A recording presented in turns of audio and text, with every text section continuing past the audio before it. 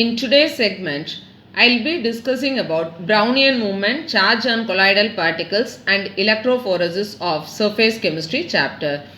First, let us discuss about Brownian movement. What is Brownian movement?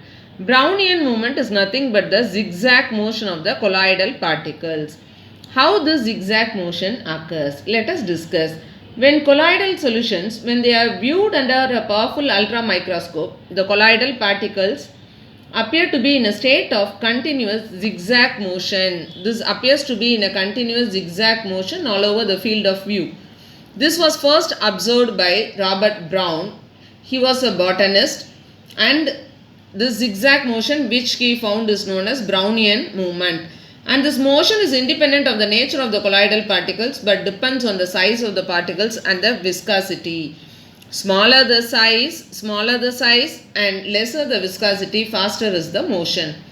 The Brownian movement has been explained to be due to the unbalanced bombardment of the particles by the molecules of the dispersion medium.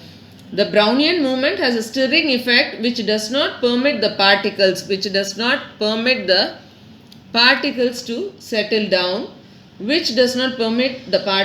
settle down, and is responsible for the stability of the salts.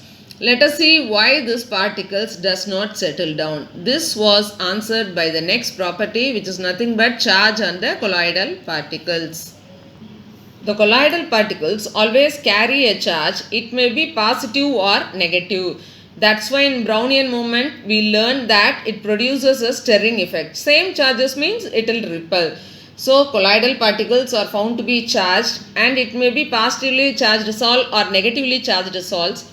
Here let us discuss about few positively charged salt and negatively charged salt. Hydrated metallic oxides are examples of positively charged salts, and metals, gold, silver, copper salts, they are examples of negatively charged salts.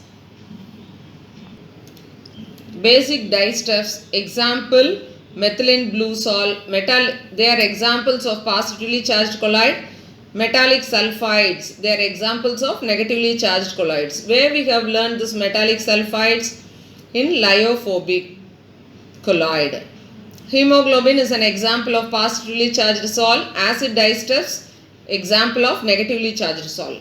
Oxides, TiO2 is an example of positively charged colloid, and starch, gum, gelatin, clay, charcoal, they are example of negatively charged colloid.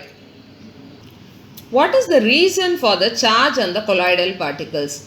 The charge on the salt particles may be due to the electron capture by salt particles during electrodispersion of metals, and due to the preferential adsorption of ions from solution, or it may be due to the formation of electrical double layer.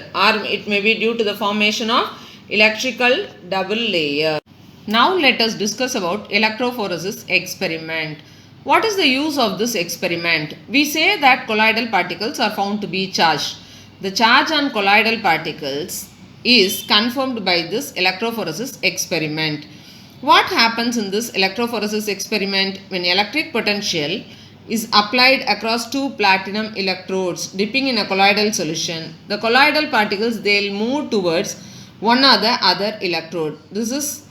That is, positively charged particles, they will move towards the cathode, and negatively charged particles, they will move towards the anode. So how will you define electrophoresis? In a simpler way, the movement of colloidal particles under an applied electric potential is called electrophoresis. The movement of colloidal particles under an applied electric potential is known as electrophoresis.